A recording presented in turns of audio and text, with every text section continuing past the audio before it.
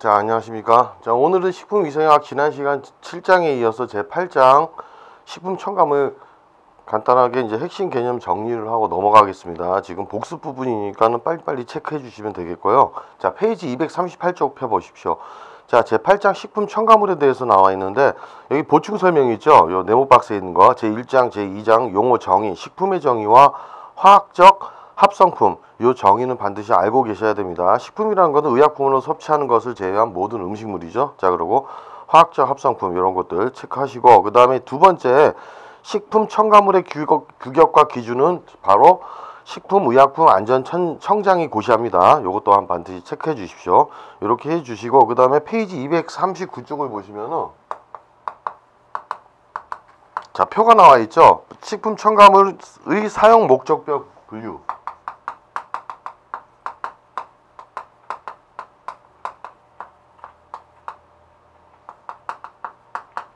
간단하게 분류라고 해보겠습니다. 자, 관능을 만족시키는 첨가물 체크하십시오. 그래서 이런 거에는 조미료, 감미료, 산미료, 그 다음에 착색료, 착향료, 발색제, 표백제가 있다는 거 알아두시고, 그 다음에 식품의 변질, 변폐를 방지하는 첨가물로는 우리가 방부제죠. 보존료, 그 다음에 살균료, 산화방지제가 있습니다. 이거 체크하십시오. 그 다음에 식품 품질의 개량, 그 다음에 품질 유지에 사용되는 첨가물로에는 뭐가 있습니까? 품질 계량제, 밀가루 계량제, 호료, 유화제, 이영제, 피막제, 추출제, 용제, 여기까지만 체크하십시오. 그래서 반드시 요거에 대한 분류 자 외우셔야 됩니다. 그 다음에 그 밑에 보면 네모 박스가 있죠, 여러분. 자, 추가라고 해가지고 초산과 빙초산은 어떻게 보존료, 산도 조절제로 우리가 사용하시죠. 그래서 자, 카로틴 같은 경우는 뭡니까? 자, 색깔을 발현시키는 착색제, 그 다음에 영양 강화제도 됩니다. 근데 유동 파라핀 같은 경우는 우리가 이제 피막제라고도 하고 이영제라고 하죠. 이영제는 뭡니까? 빵이나 비스킷 등의 식품 제조 시 그 형태를 유지하기 위해 사용되는 식품 첨가물이죠. 그러니까는 원료가 용기에 붓거나 구울 때 용기에 달라붙어 제대로 굽히지 않는 것을 방지하기 위한 겁니다. 그래서 거기도 반드시 체크해 주십시오. 그 다음에 239쪽에 이제 1번 보존료가 나와 있죠.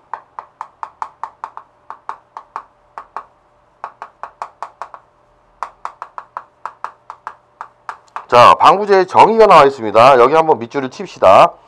자, 식품의 부패 변질을 방지하는 방부제로 식품의 신선도 유지, 영양가 보존의 성질을 갖는다. 이렇게 밑줄을 쳐주십시오. 그 다음에 이제 240쪽을 넘기시면 자, 240쪽에 뭐가 있습니까?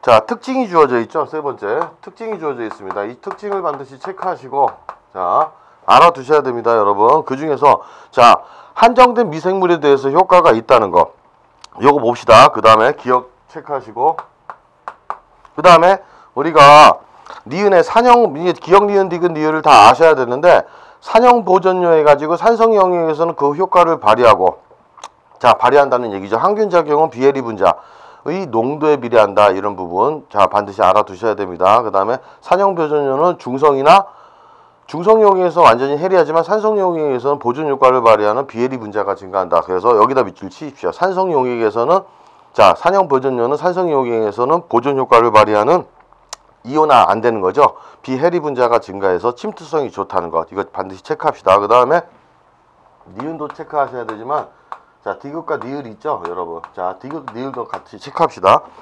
파라옥시 안식향산 에스테르를 해가지고 pH의 영향을 별로 받지 않는다는 거 요거 체크하시고, 니을 안식향산이나 안식향산 나트륨은 pH에 의한 정균작용 영향을 굉장히 많이 받는다는 거. 그래서 자, 추가 사항에도 나와있죠. 미생물 증식 억제 최적 pH는 pH 3이라는 거 그렇게 보십시다, 여러분. 그 다음에 여기 표가 나와있죠.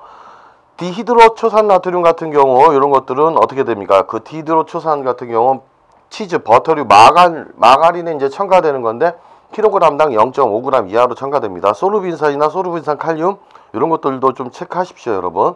그래서 조금 외워주셔야 될 것들이 되게 많죠. 그래서 알아둡시다, 여러분. 그 다음에 뭐 안식향산이다. 자, 241쪽에 파라옥시 안식향산 에틸, 그 다음에 프로피온산 나트륨 같은 경우 이런 거 어느 식품에 첨가돼 가지고 그 함유량은, 그러니까는 최저 함유량과 최대 함유량을 우리가 보시면 되겠습니다, 여러분. 자, 그 다음에 페이지 241쪽을 보시면은 자, 뭐가 나와 있습니까? 살균제가 나와 있죠. 자, 살균제 같은 경우에 우리 정의를 한번 봅시다. 식품 중에 부패 원인 미생물이나 병원균을 사멸한다. 이거 뭐 아니까 넘어갑시다. 그 다음에 니은에 나와 있죠, 여러분. 자, 여기 니은에다 한번 체크합시다. 살균의 주체는 유효염소로서 여기다 밑줄 칩시다. 비해리형 차염소 농도에 좌우된다. 그래서 차염소산 이런 부분 알아두셔야 되겠죠. 그 다음에 pH가 낮을수록 비해리형이 차염소산 양은 커져서 살균력도 높아진다. 여기도 반드시 밑줄을 쳐주십시오, 여러분. 자, 그 다음에 여기 나와 있는 네모표가 있죠. 허용 살균제와 그 사용 기준, 요것도 체크합시다, 여러분. 차염소산 나트륨 같은 경우는 참깨에는 사용하지 못한다. 그 다음에 고도 표백분 나와 있죠. 자, 과실류, 채소류 이런 것들 최종 식품의 완성 전에는 반드시 제거해야 된다. 잔류량이 남아있으면 안 됩니다, 여러분. 그래서 이런 것들 체크하시고 반드시 밑줄을 쳐주십시오, 여러분. 표하고 그 다음에 아까 니은에 있는 부분 여기에 밑줄을 쳐주시면 됩니다. 그 다음 세 번째 산화방지제 들어가겠습니다.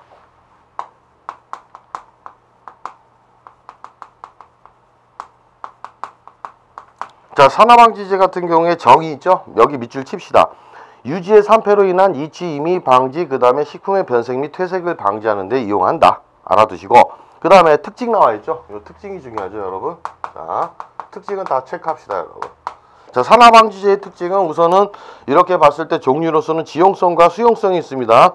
지용성 같은 경우는 BHT, BHA 이런 것들이 있죠. 유지식품 산화방지하고 수용성은 에르소르빅, 그 다음에 에이시드, 소디움, 에르소르베이트, 그 다음에 L-아스코빅 에이시드 해가지고 우리가 비타민 C를 얘기하죠. 색소 산화 방지다. 이런 것들 체크하십시다. 그 다음에 니을에 있는 거 기억과 니은 체크하시고 그 다음에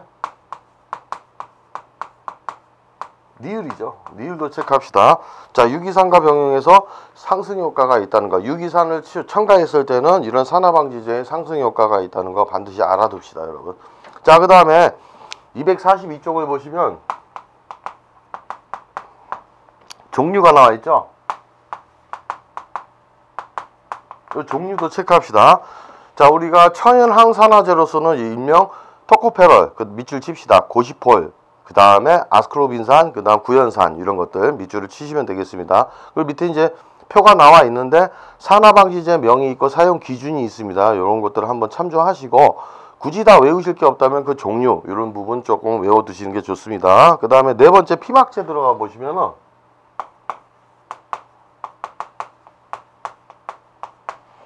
자, 피막제의 정의는 뭡니까? 말 그대로 과일 가채류의 선도를 유지하기 위해서 여기다 밑줄 칩시다. 표면에 피막을 만들어 호흡작용 제한, 그 다음에 수분 증발 방지 등에 사용한다. 밑줄을 치시고 그 표가 있죠, 여러분. 종류에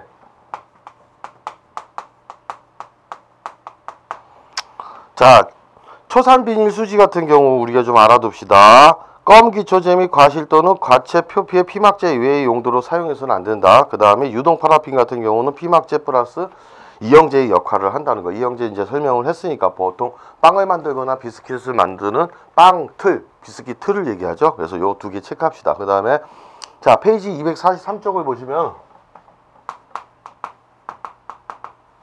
자, 뭐가 되어 있습니까? 관능을 만족시키는 것이라고 했죠. 자,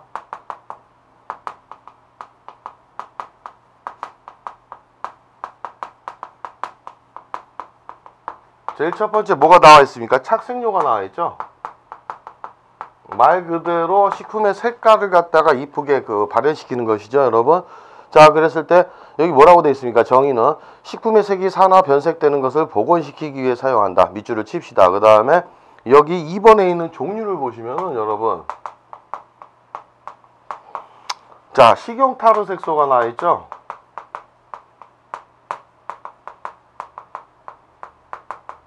요거 중요합니다, 여러분. 그래서 녹색 3호 식용색소로서는 적색은 적색 2호, 그 다음에 적색 2호 같은 경우는 뭡니까?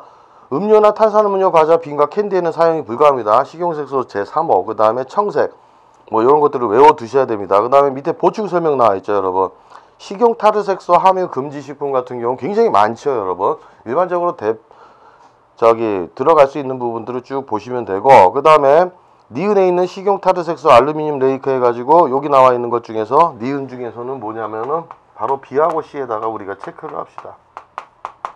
자, B에 뭐라고 나와 있습니까?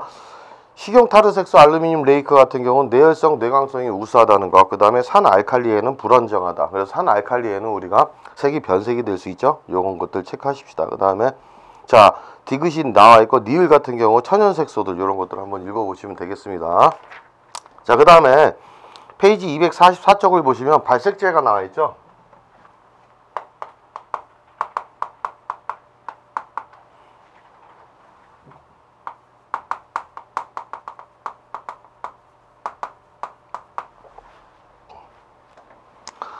발색제의 정의를 한번 밑줄 쳐봅시다, 여러분. 자체는 착색력이 없습니다. 근데 여기다 밑줄 치셔야 되겠죠. 식품 중 함유되어 있는 색소와 결합해서 색을 고정시킴으로써 식품 본래의 색을 유지하는 데 이용한다. 밑줄을 치십시오. 그 다음에 여러분 여기 종류에서 허용 발색제 및 그 사용 기준이 나와 있죠. 이 표도 반드시 우리 알아두셔야 됩니다. 특히 이제 아질산 나트륨 같은 경우 굉장히 중요하죠. 자, 아질산 나트륨의 역할인데,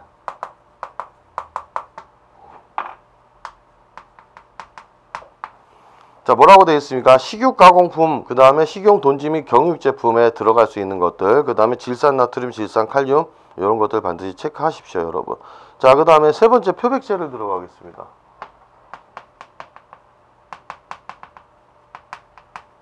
자, 표백제의 정의 간단하게 밑줄을 칩시다. 식품 가공이나 제조 시 그 다음 퇴색, 변색된 식품과 발색성 물질을 탈색시킨다. 자, 그 다음에 거기 밑줄 치시고, 그 다음에 식품 보존 중 일어나는 갈변, 착색 등의 변화를 억제하기 위해 사용한다. 거기다 밑줄을 칩시다, 여러분. 자, 이렇게 해가지고 표도 한번 읽어보시고 환원 표백제, 산화 표백제가 있다는 거 전체적으로 우리 종류까지는 안 외우셔도 되는데, 자, 환원 표백제, 산화 표백제, 그런 표백제 명 같은 경우 좀 보셔야 됩니다. 그 다음 페이지 245쪽을 보시면은 네 번째 조미료가 나와 있죠.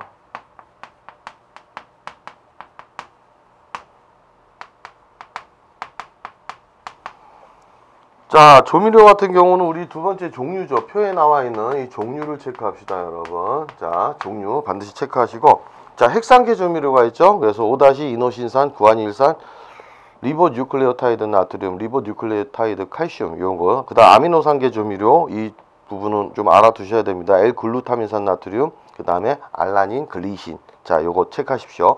그다음 유기산계 조미료 같은 경우도 간단하게 이렇게 나와 있는 것들 보십시다, 여러분. 자, 그다음 사카린 나트륨은 제한적으로 사용한다고 나와 있죠, 여러분. 이 종류 중에서 반드시 표가 중요하니까 체크하시고 우리 외우셔야 됩니다. 그다음에 페이지 246쪽을 보시면은,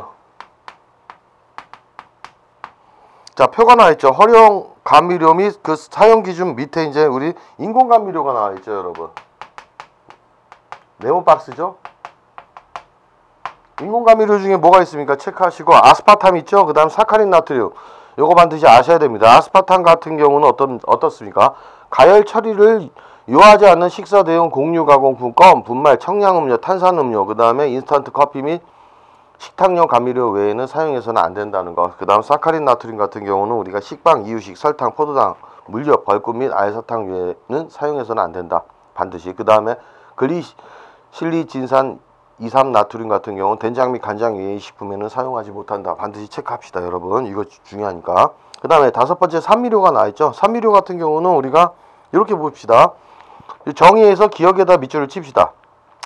자, 조리식품에 적합한 산미를 주고 소화액 분비 촉진으로 식욕을 증진한다. 소화액 분비 촉진으로 식욕 증진. 그 다음에 미각에 청량감, 상쾌한 자극 준다. 이런 종류, 구연산, 주석산 이런 것들을 밑줄을 칩시다. 그 다음에 세 번째 식품의 품질 개량, 품질 유지에 사용하는 거 나와 있죠. 자, 밀가루 계량제 같은 경우는 보시면은,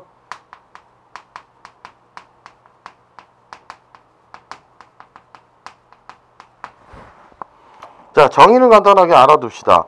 표백과 밀가루의 표백과 숙성기간 단축, 제빵 효과의 저해물질 파괴 같은 경우 여기만 밑줄 치시고, 그 다음에 페이지 247쪽을 보시면은 여기 나와 있죠, 여러분. 종류가 나와 있는데 이런 종류는 뭐 한번 읽어만 보시고 체크는 안 하겠습니다, 여러분. 그 다음에 뭐 허용 밀가루 계량제 및 그 사용 기준 여기까지 다 외우시기는 잘 나오지는 않는 문제니까는 여기 한번 쭉 보시면 되고, 두 번째 가봅시다. 품질 계량제가 나와 있죠.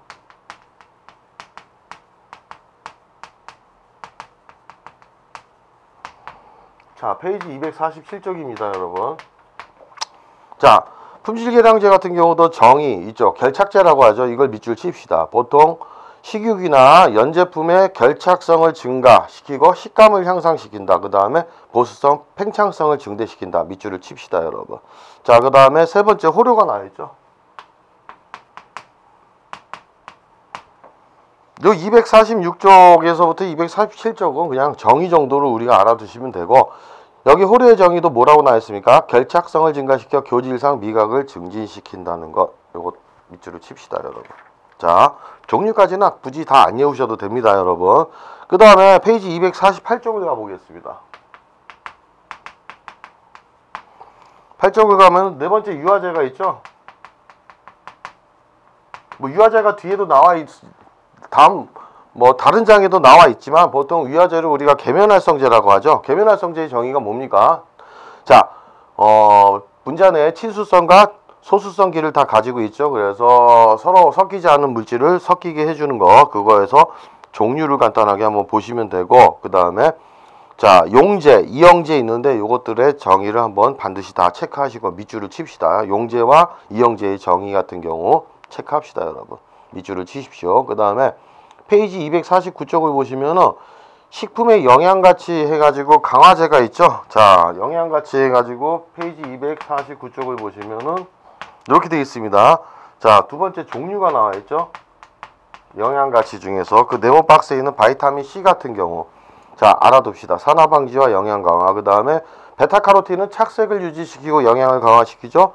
철클로로필 나트륨 같은 경우는 우리가 엽록소죠. 그래서 착색 유지하고 영양 강화다. 황산 제일철 요것들은 체크합시다, 여러분. 그래서 네모 박스에 있는 건 중요하니까 시험에 잘 나오니까 이런 거 체크하시고, 그 다음에 식품 제조에 필요한 것 나와 있죠. 여러분, 껌 기초제라고 나와 있습니다. 껌 베이스라고 하죠. 이 껌 기초제로 사용하는 거는 뭐냐? 에스테르껌, 폴리부텐, 폴리이소부틸렌, 초산비닐수지. 그 중에서 우리 초산비닐수지는 반드시 밑줄을 칩시다, 여러분. 그 다음에 두 번째 팽창제가 나와 있습니다. 팽창제의 정의는 뭡니까?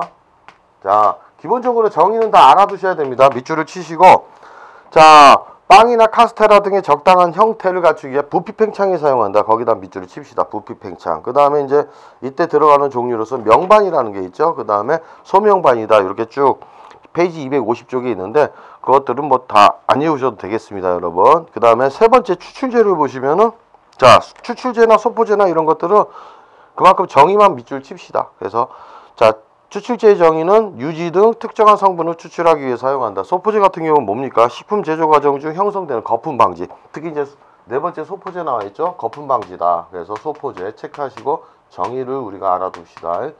거품 방지. 그래서 정의 같은 경우는 기본적으로 중요하니까 다 밑줄을 치셔야 되겠습니다, 여러분.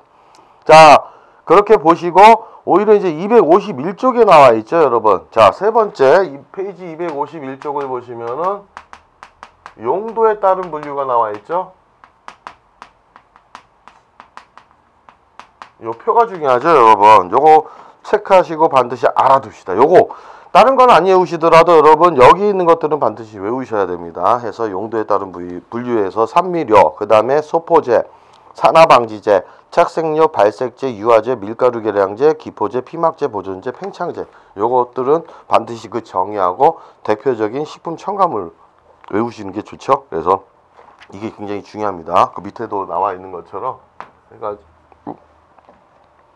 자, 페이지 252쪽에도 그렇게 나와 있죠. 해서 간단하게 이제 제8장의 식품 첨가물에 대한 핵심 개념 뭐 체크를 해봤고, 그 다음에 이제 페이지 268쪽을 펴보시면, 자, 9장이죠. 식품위생검사와 식품감별법.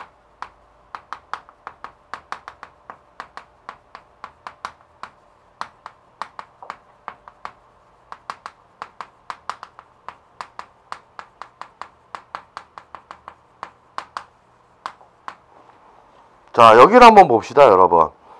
자, 페이지 268쪽에서 우리가 2번에 나와 있죠. 식품검사, 위생검사의 의. 요거는 체크합시다. 식품위생검사의 의요.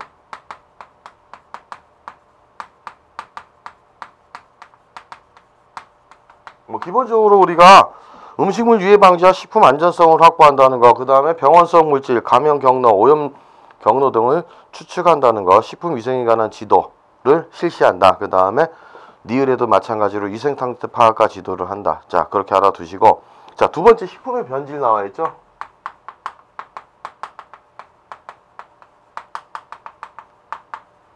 자, 식품의 변질 중에서 우리가 뭐가 중요합니까, 여러분? 여기 나와 있는 것들, 자, 산패, 정의 반드시 알아두셔야 되죠. 굉장히 중요합니다. 그 다음에 부패. 뭐 기본적으로 이 자체 문제보다는 응용돼서 나오는데 이 정의를 알아두셔야 되겠죠. 변패, 그 다음에 발효. 네 번째는 발효의 정의들 반드시 알아두십시다. 산패 같은 경우는 보통 유지의 산화죠. 유지가 산화됐을 때 분해되어서 악취가 나고 변색이 되는 현상이고, 부패는 보통 단백질 식품을 얘기합니다. 미생물에 의해 분해돼서 악취 유해 물질을 생성한다. 변패. 자, 단백질 유해 성분이 탄수화물이나 지방이 미생물 분해 작용을 받아서 변질. 발효 같은 경우는 오히려 탄수화물이죠. 탄수화물이 미생물 분해 작용으로 인간에게 유용한 중간 물질이 생성된다는 것, 그거 알아둡시다. 반드시 체크하시고, 그 다음에 1번에 변질 나와 있죠. 단백질 뭐 이렇게 정의가 나와 있는데 오히려 그쪽을 좀 보시면 되고, 자, 1번의 변질 중에서 뭐가 있습니까, 여러분? 자, 기억에 부패가 나와 있죠. 자, 부패가 나와 있는데 요 부패 중에서도 여기다 밑줄 치워봅시다. 자, 보통 단백질 식품의 현기성 균에 의해서 뭐 분해 유해 물질이 생성한다고 했는데 그 현기성 균에 의해서 생성되는 물질이죠, 여러분. 자, 부패가 됐을 때 생성되는 물질 여기다 밑줄 칩시다. 단백질이 분해됐을 때 암모니아, 아민, 그 다음에 이항화수소, 그 다음에 이산화탄소, 메르캅탄, 그 다음에 적급 화합물 등 생성한다. 거기는 반드시 밑줄 칩시다. 그래서 부패됐을 때 생성되는 부패 생성물 그렇게 체크하시고, 여러분 이 보충 설명 같은 경우는 보통 탈아미노 탈탄산 혼합 반응, 환원과 산화에 의한 반응들이 있는데 이것은 그냥 간단하게 이해를 해주시면 되겠습니다. 자, 페이지 270쪽 봅시다. 자, 페이지 270쪽 보시면은 여러분 여기 나와 있죠. 여러 가지 아미노산과 탈탄산 반응에 의해 생성된 아민 같은 경우 요 정도는 조금 외워 주십시오. 그렇게 되고, 그 다음에 여기 나와 있는 것처럼 부패 알아두시고, 니은에 뭐가 되어 있습니까? 산패 나와 있죠. 그 다음에 디귿에 자 변패가, 자 디귿에 뭐죠? 변패가 나와 있고, 그 다음에 니을에 발효가 나와 있습니다. 이런 것들 다 중요하니까 체크합시다, 여러분. 자, 산패가 됐을 때는 지질이 호기성 상태에서 분해됐을 때 이때 생기는 생성물이 중요하죠. 산패됐을 때는 지방산과 글리세린이 생성된다는 거, 케톤형, 그 다음에 산화형, 가수분해형 이렇게 알아둡시다. 그 다음에 변패 읽어보시고 발효 밑줄을 칩시다. 그 네모박스도 있죠, 여러분. 이 네모박스 중요하죠. 탄수화물이 피루베이트나 글루코네이트 생성을 한 다음에 마지막에 생성되는 생성물들 있죠. 이 네모박스 중요합니다, 여러분. 단백질이 분해됐을 때 생기는 생성물, 그 다음에 지방이 분해됐을 때 생기는 생성물, 그 다음에 탄수화물이 분해됐을 때 생기는 생성물 반드시 외워둡시다, 여러분. 이 네모박스. 그래서 페이지 270쪽에 있는 이 부분, 자, 중요하니까 그 부패나 변패가 됐을 때 생기는 생성물, 산패나 알아둡시다. 그 다음에 2번에 변질에 영향을 주는 인자죠. 이 단어는 좀 굉장히 중요하다고 보셔야 됩니다. 주는 인자인데 이것도 체크합시다. 그래서 전체적으로 우리가 제목을 아셔야 되겠죠. 자, 기억의 온도, 그 다음에 니은의 수분, 디귿의 산소, 그 다음에 니을의 pH, 그 다음에 미음의 식품 성분이죠, 여러분. 식품 성분. 이것들이 우리 변질에 영향을 주는 인자죠. 식품 성분에 대한 것들. 다 중요하니까 여러분 반드시 체크하셔야 됩니다, 여러분. 자, 이랬을 때 한번 봅시다. 자, 온도 같은 경우는 저온균, 중온균, 고온균으로 나누죠, 여러분. 요거 아시고, 수분 같은 경우는 자, 수분이 많을 때는 자, 이거 수분 활성도입니다. 가로에 있는 게 0.94 이상에서는 세균이나 이런 것들이 번식하고, 수분 활성도가 낮을 때는 곰팡이, 그 다음에 내균성 이런 것들 다 미리 다시 한번 앞에도 나와 있었지만 다시 한번 체크하셔야 됩니다. 그 다음 페이지 271쪽이죠. 산소에 대한 영향, 그 다음에 pH 알아두시고, 그럼 식품 성분에 대한 것도 반드시 체크합시다, 여러분. 그래서 페이지 272쪽을 봅시다, 여러분. 페이지 272쪽을 보면은 여기 삼투압 강선에 대해서도 나왔죠. 자, 표가 나와 있죠. 주요 미생물에서 각종 식품에 대한 부패 미생물이죠. 각종 식품에 대한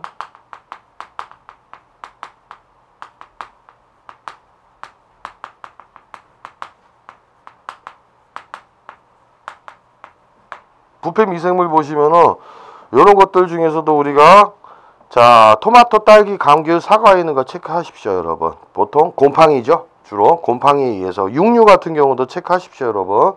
그 다음에 273쪽 넘어가시면 달걀 있죠. 체크하시고 쌀밥 이런 것들 체크하십시오 여러분. 그래서 이런 것들은 반드시 알아두셔야 됩니다. 그 다음에 그 표 밑에 바실러스 속 같은 경우는 뭐라고 되어 있습니까? 토양 등 자연계에 널리 분포하여 내열성 포자를 형성하기 때문에 열에 강하죠. 식품 오염균으로서 매우 보편적이다. 이런 부분 알아두시고 그 다음에 네 번째 나와 있죠 여러분. 페이지 273쪽을 보시면은 자 식품의 초기 부패 판정이죠. 이거 굉장히 중요합니다. 그래서 반드시 별표를 치시고 자 다 알아두셔야 됩니다.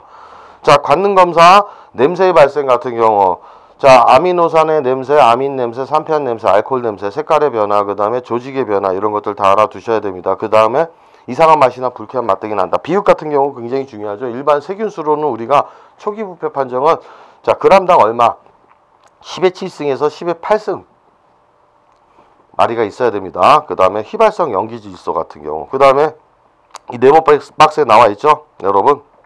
신선육 같은 경우는 이 휘발성 염기질소가 5에서 10mg 퍼센테이지로도 됩니다. 보통 어육 그 다음에 부패 어육 반드시 체크합시다 여러분. 자 그 다음에 넘어가시면은 페이지 274쪽에도 나와 있죠. 트리메틸아민 해가지고 요것은 자 그람당 4에서 6mg 그러니까 퍼센테이지로 가죠. 히스타민 그 다음에 K값 pH 이거 다 외우셔야 됩니다. 반드시 중요하니까 반드시 외우셔야 됩니다. 자 그 다음에 페이지 274쪽을 넘어가겠습니다.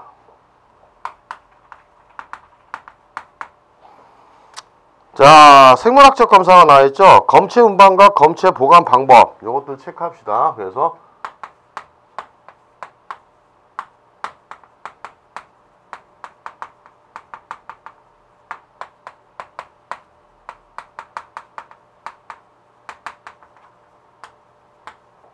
기본적으로 다 밑줄을 치셔야 되는데 멸균 상태로 우리가 반드시 채취는 최소한으로 하고 밀봉, 질소가스 충전하고 그 다음에 효소 저해제를 첨가한다는 거 반드시 알아둡시다. 그 다음에 일반 세균 나와 있죠. 식품에서 검출되는 일반 세균에 대한 거 나와 있는데 여기서도 보통 총균수의 정의 중요하죠. 그래서 이것도 체크하시고 그 다음에 자 뭐 브리드법 했는데 세균을 직접 개수하는 방법을 브리드법이라고 합니다. 직접 현미경으로. 그래서 생균수 플러스 삼혈균 합쳤을 때 그 원료의 오염 여부를 알 수 있죠. 그 다음에 이제 두 번째 생균수도 반드시 체크합시다. 그 다음에 페이지 275쪽 나와 있죠. 여러분 페이지 275쪽을 보면은 뭐가 나와 있습니까? 자 균수 산출법이라고 나와 있죠. 이거 중요합니다. 그래서 균수 산출법 해가지고 100배, 1000배 희석했을 때 이걸 갖다가 우리가 계산하고 측정하는 방법 나와 있으니까 반드시 알아둡시다. 자, 그 다음에 두 번째 대장균군 나와 있죠.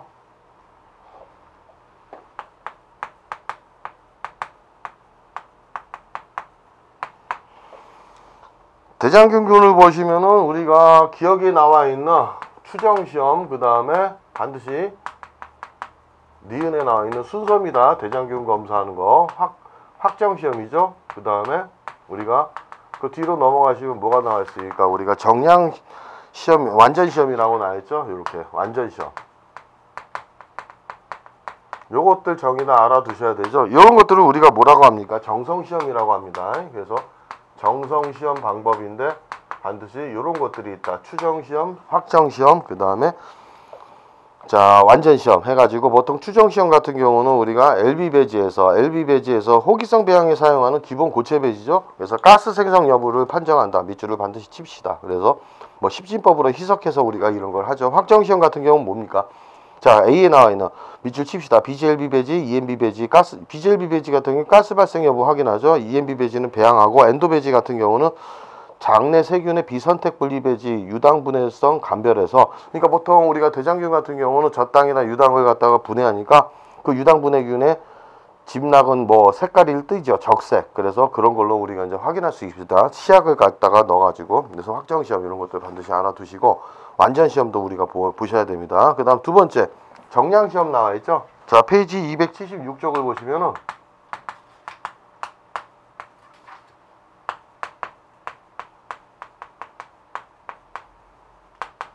말 그대로 정성시험과 정량시험. 자, 정성시험은 뭐니까 그러니까 균에 의한 오염 여부를 판정하는 거고, 정량시험은 그 대장균 군들의 수를 측정하는 것이죠. 그래서 MPN법이 굉장히 중요하죠, 여러분. MPN법 체크합시다.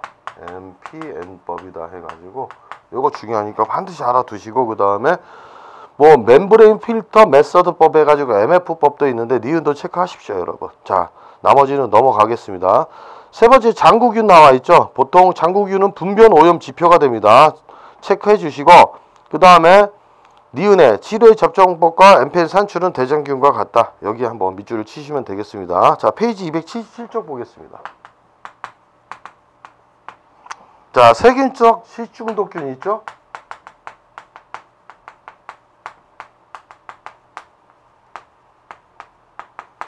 앞에서 우리가 배웠지만은 앞장에서 우리가 식중독장에서 우리가 배웠습니다. 이런 것들 한번 다 보시고, 그 다음에 자, 두 번째 화학검사를 들어가겠습니다. 자, 화학적 검사죠. 화학적 검사에서 우리가 개념을 체크합시다. 개념. 자, 개념 뭐라고 되어 있습니까? 식품의 pH 아민, 과산화물과 식품이 변폐됐을 때 우리가 나타나는 것이죠. 카르보닐가 등을 측정하고, 또한 어육의 단백질 침전 반응 등을 검사한다는 거 반드시 알아둡시다, 여러분. 자, 그 다음에 이제 여기 밑에 나와 있는 유해 물질 있죠.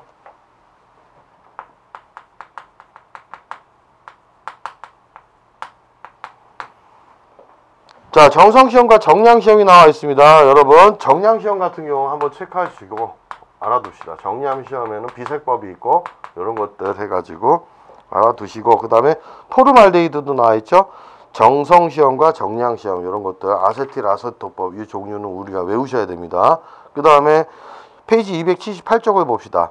자, 메틸알코올에 대한 것도 나와 있고 시안 화합물에 대한 것도 나와 있습니다. 이런 것들 반드시 봅시다. 그 다음에 나와 있는 것 중에 잔류농약 및 공업약품 있죠. 자, 정량시험은 가스 크로마토그래피법을 이용한다는 거, 이런 거 보시고, 그 다음 네 번째 식품 첨가물을 보시면은 색소시험법, 보존료 추출, 살리실산, 듈신 이런 것들이 나와 있는데, 특히 이제 5번에 자, 페이지 278쪽을 보시면은 5번을 체크합시다. 알데하이드류 및 케톤류 함량은 아항산 나트륨, 아항산 수소 나트륨, 그 다음에 히드록실아민법을 이용한다는 것, 요거 알아둡시다, 여러분. 자, 그 다음에 페이지 279쪽을 보시면 7번째 이물검사가 나와 있죠. 이물질이 들어간 거에 대한 이물검사법이라고 했는데, 자, 요거 체크하시고, 그 중에서도 우리가 뭡니까? 와일드만 플라스크 포지법, 요거 반드시 밑줄을 칩시다. 물과 혼합되지 않은 용매와 섞어서 그 이물질이 용매층에 떠오르게 하는 방법이죠. 보통 우리가 이제 이 식품에 들어가 있는 곤충이나 동물의 털 등 이런 이물 검사를 하게 되어 있습니다. 요거 체크하십시다. 그 다음에 페이지 279쪽을 보시면은 독성 검사가 나와 있죠, 여러분.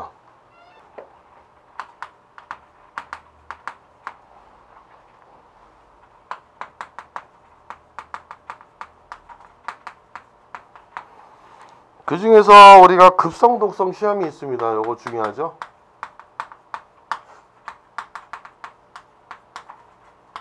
반드시 체크합시다. 자, 그 중에서도 우리가 LD라는 게 LD50이 나와 있죠. 요거의 정의를 반드시 알고 있어야 됩니다. LD50 정의는 뭐라고 되어 있습니까? 자, 독성은 보통 시험 동물의 50%가 사망하는 것으로 추정되는 시험 물질로 일회 투여량, 그래서 체중 1kg당 mg 수로 표시하는데 LD50 반드시 알아두셔야 됩니다. 그 페이지 280쪽 보셔도 나와 있죠. 자, 그 네모 박스에 있는 거 반드시 체크하시고, LD50의 정의가 나와 있죠. 실험 동물의 50%가 사망할 때까지의 투여량을 표시하는 것으로서, 그러면 LD50의 수치가 높으면 어떻게 됩니까? 약한 독성을 갖는 거죠. 그만큼 독성 물질을 그만큼 많이 넣었으니까. 근데 수치가 낮을수록 낮은 독성량에서 50% 사망하는 거니까 오히려 강한 독성을 가진다. 이거 체크하시고 반드시 알아둡시다. 그 다음에 아급성 독성과 우리가 만성 독성의 정의도 알아둡시다. 그래서 세 번째 아급성 독성이라는 부분이 있고, 그 다음에 네 번째 만성 독성이 있는데, 벌써 아급성 독성은 보통 시험 물질을 치사량 이하의 용량으로 여러 단계 나누어서 한 1에서 3개월간 투여해서 그 결과를 관찰한다. 알아두시고, 만성 독성 시험은 나와 있죠. 약 1, 2년 정도의 기간 동안 소량의 시험 물질을 계속 투여하면서 우리가 그 물질의 잔류성과 축적성을 알아보는 시험이다. 밑줄을 칩시다, 여러분. 그 정의는 중요하니까 그렇게 알아두시고, 그 다음에 이 네모박스에 있는 일일 섭취 허용량 있죠. 요거 계산하는 방법 우리가 많이 했습니다. 그래서 자, 요것도 반드시 체크하신 다음에 안전계수 해가지고 나와 있는 부분들, 이 해설도 나와 있으니까는 네모박스 반드시 체크합시다, 여러분. 중요하죠. 자, 잘 시험에 잘 나옵니다. 그 다음 5번째 관능검사 나와 있죠. 자, 오감을 이용하는 것이죠. 그래서 식기구 이런 것들은 쭉 한번 읽어보시면 되겠습니다, 여러분.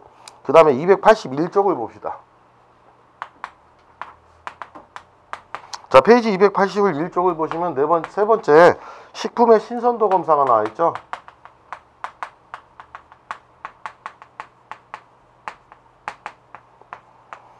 그 중에 이제 우유가 나와 있는데 그 우유 중에서도 이렇게 쭉 읽어 보셔야 되지만은 7번과 9번이죠. 요거 체크합시다. 7번. 자, 9번. 자, 그래서 자, 7번 같은 경우 세균의 오염도는 우유 10ml를 멸균한 시험관에 넣고 그 속에서 메틸렌 블루 용액 1ml를 마개로 한 후 요거 보시고 알코올 시험 요거 중요하죠. 그래서 자, 68% 1ml와 알코올 1ml와 우유 1ml를 잘 섞어 관찰할 때 자, 산도가 0.21% 이상인 것은 자, 응고가 되죠. 여러분, 그만큼 우리가 변질된 우유 같은 경우는 응고가 됩니다. 그걸로 우리가 실험하는 것들 산도 시험도 있으니까 쭉 한번 보십시오, 여러분. 그 다음에 페이지 282쪽을 봅시다. 달걀에 대해서 나와 있죠.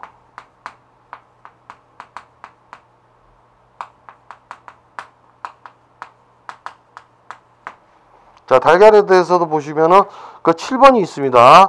자, 7번 같은 경우 체크합시다. 보통 했을 때 우리가 알 속에는 우리가 그람 양성균을 용이하는 리소자입니다. 오본 뮤코이드 등의 항단백 분해 효소가 들어있어서 쉽게 변질되지 않는다는 거. 그 다음 슈도모나스, 프로레신스는 녹색으로 변질시키는 거. 이런 것도 꼭 밑줄 치고 봅시다, 여러분. 자, 난항계수 같은 경우도 보통 노른자죠. 우리가 계란의 노른자는 자, 난항의 직경분의 난항 높이로 해가지고 이 난항계수가 오히려 저 한란검사에도 밑줄 칩시다. 그래서 한란검사 6번도 체크하셔야 되죠. 7번과 6번을 체크합시다. 그래서 자, 요거 체크하시고 신선한 것일수록 난백성은 정계성이고 난항은 구형으로 자, 볼록하다. 신선난이 보통 난항계수는 0.36에서 0.44 정도 된다는 거 요거 반드시 알아둡시다.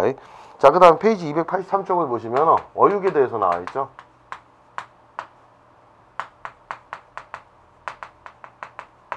어육 제품 같은 경우도 우리가 보통 1번, 2번, 3번 같은 경우 우리가 알아두셔야 됩니다. 그 중에서도 1, 3번을 반드시 체크하시고 그 다음에 암모니아, 휘발성암인 pH 측정, 단백질 침전 반응, 휘발성 염기질소, 히스타민 등이 다 생성되죠. 그 다음에 세 번째 호기성 조건 하에서 이런 부분들 식육의 표면 변질을 일으켜 액집을 생성하는 균 이런 것들 보셔야 됩니다, 여러분. 그래서 반드시 알아두시고 그 다음에 페이지 284쪽을 보시면은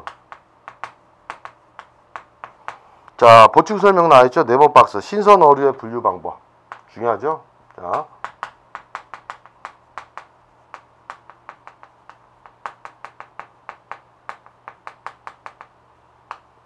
네모박스에 있는 보충 설명 그 다음에 그 밑에 것도 어패류가 추축육보다 부패하기 쉬운 이유 이것도 반드시 체크합시다, 여러분. 자, 그 다음 유지도 한번 이렇게 쭉 보시면 되고 자, 유지에서는 뭡니까? 산가나 카르본일가 측정을 해봐야 되죠. 자, 유지의 3패 정도. 그 다음에 과산화물가 같은 경우 우리가 알아두셔야 됩니다. 자, 6번째 쌀에 대해서도 나와 있죠. 자, 우선은 쌀의 변질을 방지하려면 잘 건조되어야 한다. 이런 것도 한번 쫙 읽어보시면 됩니다. 나머지 이제 285쪽 뭐 밀가루, 연제품, 된장 및 고추장 이렇게 있는데 여기는 쫙 읽어보시면 되겠죠. 뭐 해서 알아두어야 할 그 다음에 285쪽을 보시면은 알아두어야 할 일상식품의 부패 같은 경우 있는데 이것도 한번 체크합시다, 여러분. 자, 그 다음에 286쪽 봅시다.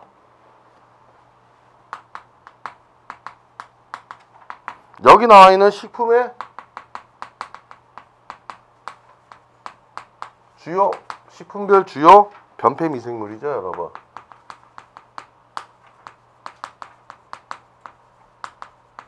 이것들을 외워두셔야 됩니다, 여러분. 그래서 과일, 채소 같은 경우는 팩틴의 부대력이 있는 미생물들 이런 것들 반드시 우리가 체크하시고 좀 외워두셔야 되겠죠, 여러분.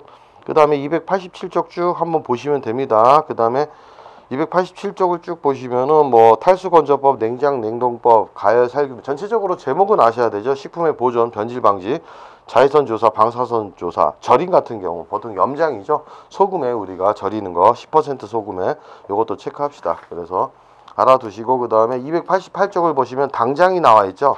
페이지 288쪽에 보셔도 당장에 대한 건 뭡니까? 자, 설탕이죠. 설탕 50%에 우리가 절여두는 거. 그 다음에 산장, pH 4.5 요것들 제목 밑줄을 칩시다. 그 다음에 자 7번에 CA 저장 및 가스 취한이라고 나왔죠. 요것도 체크합시다. CA 저장 및 가스 취한.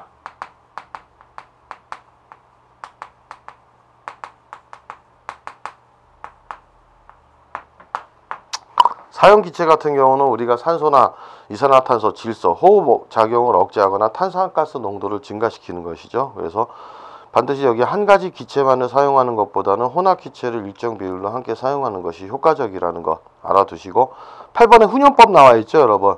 자, 훈연법도 한번 읽어봅시다. 자, 1번 밑줄을 칩시다. 목재를 불완전히 연소시켜 나온 연기 속에 존재하는 것. 그 중에서도 우리가 알데히드죠. 알데히드류가 나옵니다. 이런 것들이 바로 뭐한다? 포름알데히드나 자, 식품의 살균 성분이 이런 살균 성분이 식품 조직에 침투되어 훈연하는 것을 저장 효과가 그러니까 증대되겠죠. 훈연해가지고 요거 밑줄을 칩시다, 여러분.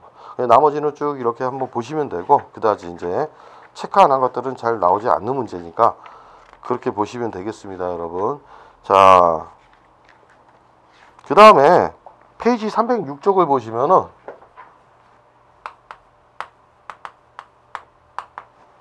자, 제 10장이죠. 식품과 환경오염.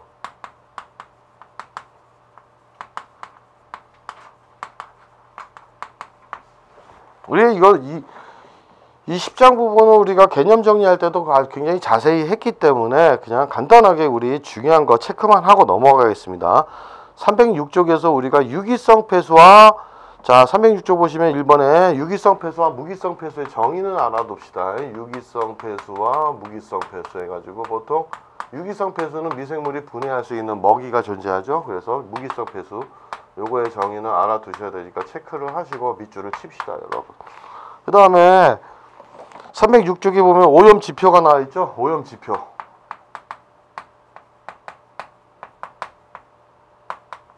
오염 지표 중에서도 우리가 세 번째 부유물질, 그 다음에 나와 있는 것들 중에 4번, 5번, 6번이죠. 이거 다 체크합시다, 여러분. 자, 부유물질 같은 경우는 우리가 여기 있는 거 읽어보시면 되고 식품공업 폐수 같은 경우는 부유물질, 그러니까 밀도가 작으니까 그 위에 뜨는 것이죠. 그렇게 된 거 콜로이드성 물질이다. 그냥 307쪽 봅시다. 여기서 중요한 게 용존산소죠. DO 값, 그 다음에 BOD 값, 그 다음에 COD 값이다. 굉장히 중요하니까 체크합시다.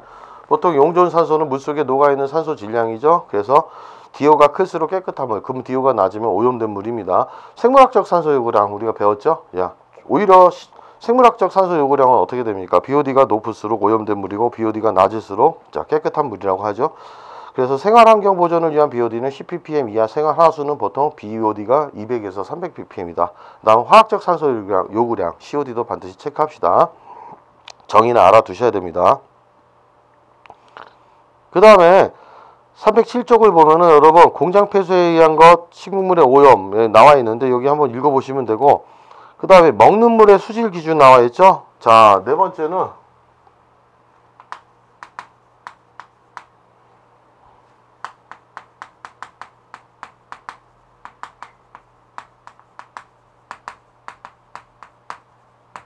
자, 먹는 물의 수질 기준 같은 경우는 미생물에 관한 기준 했을 때 여기 한번 쭉 읽어보시고 여기다 밑줄 칩시다. 일반 세균은 1ml 중 110 CFU를 넘지 아니어야 된다. CFU라는 건 콜로니 포밍 유니트 해가지고 군집 형성 단위를 얘기하죠. 그래서 밑줄 치시고 그 다음에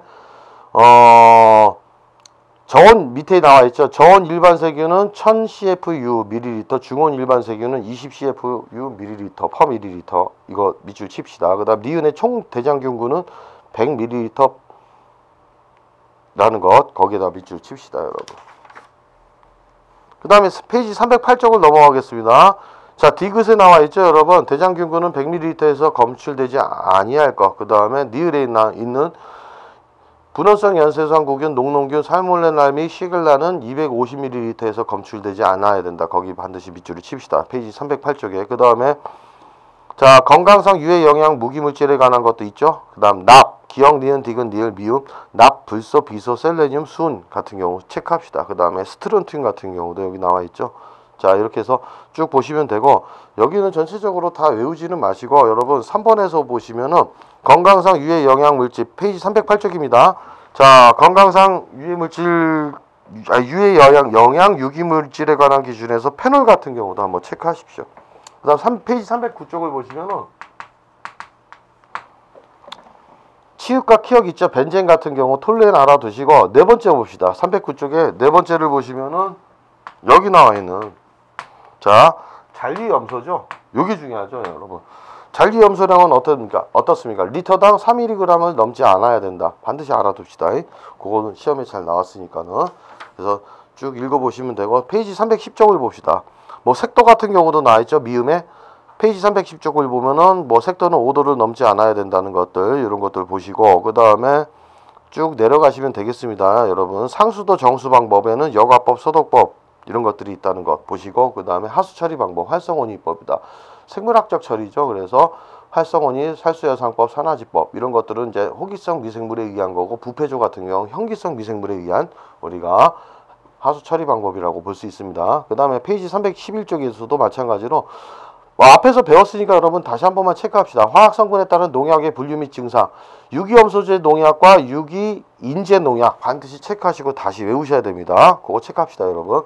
자, 유기염소제 농약은 반드시 뭡니까? 농약 중 잔류성이 크다. 잔류성이 크기 때문에 우리가 만성 중독을 일으키죠. 그 다음 유기인제는 독성은 강하지만 잔류성은 낮기 때문에 급성 중독을 일으킨다고 보시면 됩니다. 요거 반드시 알아두셔야 되죠. 그 다음 중금속 속제 농약이다. 카바마이트겐 농약, 유기불소제도 한번 반드시 우리가 밑줄 치고 외워둡시다. 여러분 그 중에서 이제 우리가 중요한 거는 1번 유기염소제 농약과 2번 유기인제 농약입니다. 반드시 체크합시다. 페이지 311쪽에 있죠.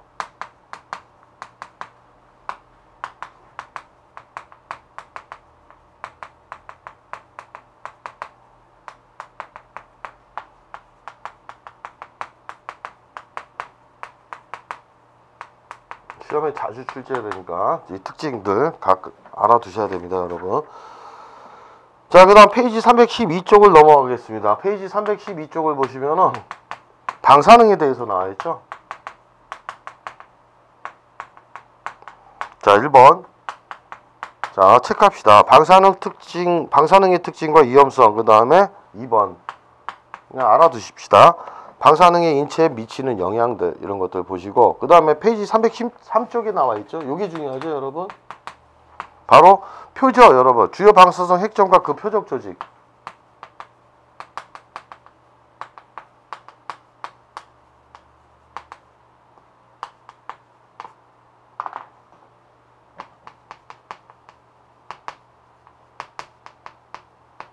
요거 체크합시다, 여러분. 자, 그래서 그 스트론튬 같은 경우는 이 반감기가 길수록 우리가 뭐라고 나와 있냐면, 반감기가 길수록 우리가 그 체내 축적성이 굉장히 길어집니다. 독성이 성분이. 그래서 뼈에 영향이 있고, 반감기가 가장 긴 게 스트론튬 6400이죠. 나머지들 이거 알아둡시다, 여러분. 중요하죠. 그래서 나머지 밑에 것들은 쭉 읽어보시고 내려가시면 되고, 그 다음 페이지 314쪽 봅시다, 여러분. 자, 페이지 314쪽을 보시면은 환경 호르몬의 문제점 나와 있죠. 그 중에 이제 보충 설명 나와 있습니다. 그래서 이 보충 설명 같은 경우 체크합시다. 다이옥신에 대한 것이죠. 그래서 다이옥신에 대한 보충 설명인데 요거 한번 알아둡시다, 여러분. 그 다음에 자 7쪽에 314쪽에 7번 환경 오염에 대한 식품 오염 대책 같은 경우 나와 있는데, 여기서도 다 읽어보시면 되겠지만 10번, 11번, 12번, 13번 체크하시고 이것들을 유념해서 봅시다, 여러분. 해가지고 이렇게 해서 자, 제 35강 핵심 개념 체크 확인했습니다, 여러분. 다음 이제 36강에서는 우리가 나머지 11장에 대해서 간단하게 우리가 개념 정리를 하고, 그 다음에 우리 모의고사, 그 다음에 기출문제 풀이를 들어가도록 하겠습니다.